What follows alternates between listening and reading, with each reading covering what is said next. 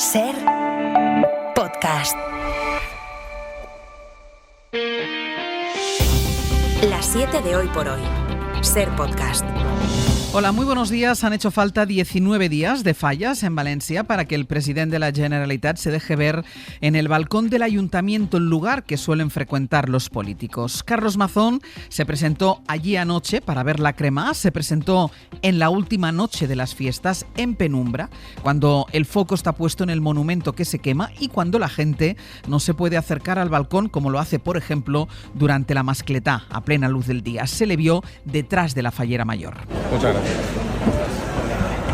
Este es el momento en el que Carlos Mazón llega a ese balcón lleno de falleras, de autoridades, en la noche en la que se despiden unas fiestas en las que no se ha acercado, donde se acercó anoche. Hubo un momento en el que se colocó en primera fila, pero enseguida volvió a colocarse detrás. José Luis Astre, hola. Hola, buenos días. Era muy difícil verle desde la calle a esa hora, ya con la cremá. Acudió Mazón al balcón por sorpresa porque la visita no figuraba en su agenda. El presidente valenciano justificó su ausencia en estas fallas con el argumento de que había estado trabajando y negociando unos presupuestos cuyo proyecto, por cierto, aprueba hoy su gobierno tras su acuerdo con Vox. Radio Valencia, Natalens, buen día. Buen día. Mazón llegaba anoche al balcón poco antes de las 10:30, media hora antes de que comenzara la crema de la falla municipal grande. La infantil se había quemado pasadas las 9. Estuvo en el salón de cristal departiendo con las falleras y otros invitados, entre ellos muchos de los miembros de su gobierno. Y después salió al balcón. Se colocó en segunda fila detrás de la fallera mayor y junto a la alcaldesa María José Catalá. La presencia de Mazón en la crema no figuraba en su agenda, que ayer estaba vacía. Preguntado por qué ha estado ausente de las fallas, respondía que ha estado trabajando. No ninguna de las mascletas, porque hoy sí que había decidido. Bueno, ya lo he dicho antes, es que han sido unas fallas más de trabajo y de presupuestos que de otras cosas. Vamos a aprobar en un Consell extraordinario los presupuestos de la recuperación. Espero que todo el mundo esté a la altura de las circunstancias de la recuperación, que creo que es lo más importante. Mazón no ha participado este año en ningún acto fallero fuera del Palau de la Generalitat. No asistió a la crida el domingo 23 de febrero. Es el acto en el que se invita a participar en la fiesta. Presidencia lo justificó diciendo que era por la conferencia que al día siguiente tenía que dar en Madrid. No ha estado tampoco en ninguna de las mascletas ni en los actos de los días grandes, a diferencia del año pasado, cuando acudió a la primera mascleta y a partir del 17 estuvo en todos los actos importantes. Y es que la presencia del presidente de la Generalitat es habitual en las fallas, tanto en el balcón como en la calle, visitando monumentos, incluso yendo a visitar a las fallas ganadoras. Este año no. Recibió la comisión, comentó Jerusalén en el Palau. Se ha evitado la exposición pública de Carlos Mazón y en nada, a partir de pasado mañana, la Magdalena de Castellón. La delegada del gobierno, Pilar Bernabé, dijo ayer que esta visita de anoche ya era tarde. Como siempre, como sabe toda España, llega tarde. Y además viene el día donde sabe y como sabe que no va a tener nadie abajo. Es una normalidad democrática la que estamos viviendo. La cadena SER ha tenido acceso a los audios del cabecilla de la red de narcotráfico responsable del mayor alijo de cocaína incautado en España hasta la fecha. Intentó colar 13 toneladas en Algeciras escondidas en bananas. Lo hacía con la ayuda de su socio, el ex jefe de la UDEF, que es la Unidad de Delincuencia Económica y Fiscal. Este alto mando policial era su gran aliado para este cabecilla porque le garantizaba que nadie iba a mirar en los contenedores de fruta en los que escondía la cocaína. En una de esas conversaciones que ahora escucharán, el narco deja caer que este mando de la UDEF se quedaba al 40%. Él con el otro 40% y el resto entre los demás. Fue este jefe de la UDEF en cuya casa encontraron escondidos en las paredes 20 millones de euros en metálico. Isabel Vega, buenos días. Buenos días, son cientos de notas de voz. Hola, hermano. Hoy he metido 4 en basuras. Entre el cabecilla de la trama con sus socios y subordinados para traer droga, descargarla, venderla y repartir beneficios. Así yo no trabajo, porque yo soy la puerta de entrada. ¿Sabes? Yo salidas de Sudamérica tengo muchas. Entradas como la mía hay pocas. Decía que era la puerta y no se equivocaba. Asuntos Internos sostiene que tenían en nómina al jefe de la UDEF de Madrid, pieza clave de la trama. Le encontraron 18 millones de euros escondidos en casa. Se encargaba de que los contenedores marcados entrasen con la droga sin ser revisados. Su socio le apodaba Aduana. Y si no es por mi amigo, se nos jode todo. Nos dieron un toque que dejase. Hemos metido 350.000 euros en efectivo. Porque mi amigo nos controla todo, que es lo bueno tener la aduana. Pero si no, estaríamos jodidos. Y no les iba mal. Llevaban metiendo cocaína desde el año 2020, según la investigación. Tengo un amigo que, si usted quiere, para romper el hielo por él, tiene 100 en Buenaventura. 100 los tiene ya listos para trabajar. Estos audios salen de un sistema encriptado de comunicación habitual entre los narcos, Sky, ECC, y los ha enviado Francia a la Audiencia Nacional junto con las fotos que compartían de sus éxitos.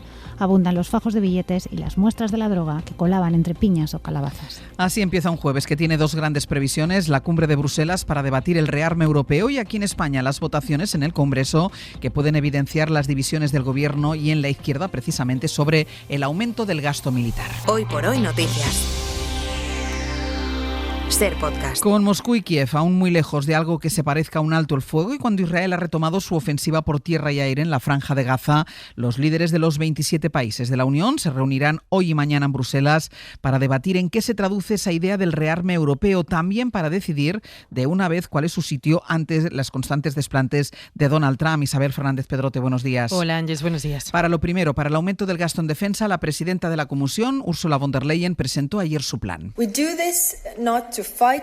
Y lo defendió la jefa de política exterior, Kaja Kallas, que dice que esto no lo hacen para ir a una guerra, sino para prepararse para lo peor. Ese plan, plasmado en el libro blanco, pasa por movilizar 800.000 millones de euros, relajar las reglas fiscales, gastar más en material de guerra y aumentar la producción europea. Precisamente a cuenta del rearme de Europa, la primera ministra italiana, Giorgia Meloni, desató ayer una discusión en el Parlamento italiano por la que se tuvo incluso que suspender el pleno. Fue durante la votación de una resolución sobre el aumento del gasto en defensa en Europa, cuando Meloni cargó contra el manifiesto de Ventotene, considerado uno de los textos fundadores de la Unión. Corresponsal en Roma, Joan Solés. No sé si esta es la vostra Europa, ma certamente no es la mía. No sé si esta es vuestra Europa, pero de cierto no es la mía, ha afirmado la primera ministra italiana Meloni en relación al manifiesto de la isla de Ventotene, que en 1941 redactaron políticos antifascistas deportados por el régimen de Mussolini. ¡No es posible! ¡Questo è un luogo sacro della democrazia! No es posible, le ha contestado el diputado Fornaro de la oposición, que en este lugar sagrado de la democracia se insulte a aquellos antifascistas y visionarios que propusieron por primera vez una Europa unida y federal durante la Segunda Guerra Mundial, cuando parecía que los nazis iban a ganar. Anoche Meloni viajó a Bruselas y en el Consejo Europeo de hoy tiene previsto mantener su ambigua posición sobre Trump, ni con él ni sin él. Pues hoy se publica un Eurobarómetro sobre defensa que desvela datos a tener en cuenta en el debate en Bruselas. Se ha disparado el miedo a una guerra en suelo europeo y el rechazo a Donald Trump. Y ambos están relacionados porque ese miedo ha crecido tras su regreso a la Casa Blanca. En España una gran mayoría está a favor de un ejército europeo y sin embargo estamos a la cola en los apoyos para el aumento del gasto en defensa. Nicolás Castellano. El miedo a que irrumpa la guerra en suelo europeo ha subido más que nunca. Un 55% de los europeos cree que hay un riesgo alto o muy alto de que se produzca una guerra en alguno de los países de la Unión Europea. Otro dato llamativo: en todos los países aumenta el miedo desde la llegada de Donald Trump a la Casa Blanca. De hecho, el 51% de los europeos lo considera un enemigo de nuestros países, un porcentaje que en España sube hasta el 54%. El director de esta revista advierte del efecto de Trump en la percepción de los europeos. La mayoría de los encuestados consideran que Donald Trump es un enemigo de Europa. Ya no existe el aliado o amigo estadounidense. Y en cuanto a la percepción de que si un ejército común europeo podría salvarnos o hacernos sentir más seguros, lo cierto es que los españoles somos los que más pensamos en ese sentido. El 73% de los españoles considera que la mejor solución para garantizar la seguridad del país es el ejército común europeo. Otra cuestión clave que se plantea en esta encuesta de Gran Continent es si se debe aumentar el presupuesto para la defensa. El 62% de los polacos considera que se tiene que llegar por lo menos al 5% del PIB de la Unión Europea, mientras que España es uno de los países que menos apoya este incremento del gasto militar, solo el 43%, y es el segundo país que menos los apoya, solo superado por los italianos, que solo creen en esto en un 19%. Hoy por hoy noticias. En la Franja de Gaza, la noche deja al menos otros 71 muertos por los ataques israelíes.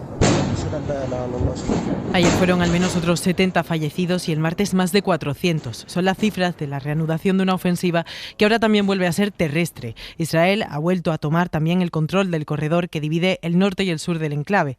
El ejército israelí advierte ahora de que pronto comenzará a desplazar de nuevo a los palestinos para sacarlos de las que llaman zonas de combate. Los gazatíes se preparan para más migraciones sin saber bien dónde podrán refugiarse. Lo apuntábamos en portada. Hoy en la agenda del día están las votaciones en el Congreso de dos 2 propuestas sobre defensa que van a volver a poner en evidencia las diferencias en el gobierno de coalición. Porque el Partido Socialista va a votar sí a 4 de los 5 puntos de la proposición de ley del PP para aumentar el gasto en defensa. Votará, sin embargo, en contra de la moción del BNG para que España abandone la OTAN. Ahí sí, los socios de Sumar votarán a favor. Este será hoy el debate en el Congreso. Ayer uno de los grandes asuntos que atravesaron el Pleno fue el acuerdo entre PSOE y Junts para la reubicación de los menores migrantes. El Partido Popular descarta desobedecer el decreto, pero advierte que hará todo para intentar parar la reforma de la ley de extranjería. Sara Selva, buenos días. ¿Qué tal? Buenos días. El PP insiste en su rechazo y avanza en ese frente común de comunidades autónomas. En el Gobierno dan por hecho que el debate político seguirá, que el asunto igual llega a los tribunales, pero el decreto es ley, es obligatorio, así que espera que el PP no se plantee incumplirlo. Yo creo que hay que recordar que las leyes todas están para ser cumplidas. Y recuerda en cualquier caso que hay mecanismos para sancionar a quien no cumpla con la norma. Yo lo que espero es la colaboración del Partido Popular y lo que espero es que se sienten a trabajar. Son varios los ministros que le han pedido al PP que colabore, que muestre sentido de Estado, que no juegue con los niños. ¿Qué va a hacer el Partido Popular? ¿Va a seguir negando el derecho de los niños? La primera prueba para ver si las comunidades cumplen o no es este mismo mes. Tienen hasta el 31 de marzo para comunicarle al Gobierno cuántos menores tienen acogidos.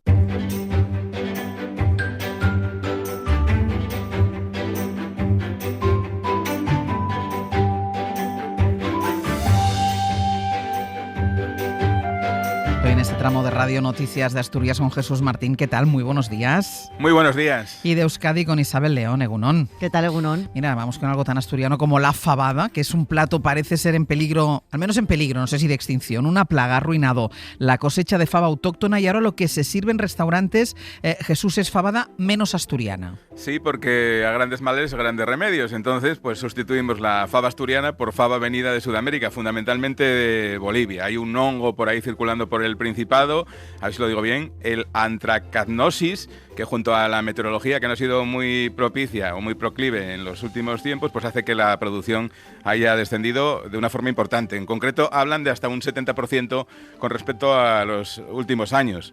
El precio, por tanto, se incrementa tanto para el cosechero como para el precio de venta al público, que se expone sobre los 20-25 euros, entonces hay que solucionar. Falta fava. Es muy cara, pues hay que solucionar el problema y hay que sacarla adelante y traemos fava de Bolivia. Porque hay que seguir comiendo fabada. Eso es, la fabada que no falte. Eso que no falte. En Asturias no nos puede faltar. Isabel, hay un héroe en Bilbao. Se llama Edwin Castillo. El lunes iba a trabajar en su furgoneta cuando justo al doblar la esquina se encontró con el incendio en la calle Lavairu, en una vivienda. Mucho humo, llamas en el primer piso y un hombre pidiendo auxilio. No lo dudó. A ver, yo eso le comenté a mis compañeros. Tenemos escalera, le digo yo. Cójala, me dice el otro. Y la agarré y con el otro compañero pues y otra gente más que nos ayudó a alargar la escalera para poder socorrer al señor. El único dolor que me da es que no pude socorrer a la esposa, ¿sabes? Estuvieras adentro cuando yo empecé a hablarle a la señora, si la señora, yo le decía, señora, ¿dónde está? Porque ya había bajado el señor, ¿sabes? Por las escaleras.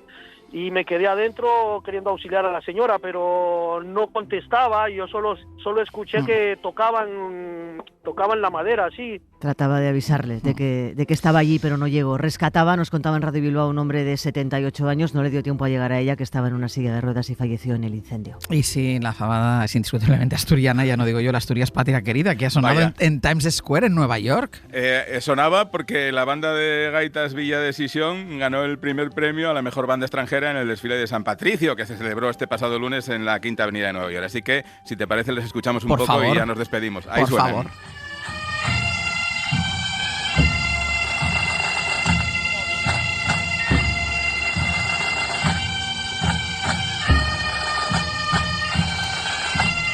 Sonando este himno en Times Square en Nueva York. Jesús, Isabel, gracias. Un beso. Hasta luego. Y vamos ya con nuestra recomendación cultural para empezar el día. Hoy Raquel García nos propone una novela. Verano de 1962, ciudad de Los Ángeles. Una estrella de cine B es secuestrada en extrañas circunstancias. Un secuestro que coincide con la muerte de la gran estrella del momento, Marilyn Monroe. Este es el punto de partida de Los Seductores, la última novela de James Ellroy que hoy recomendamos. Bueno, no es que yo la encontrara interesante.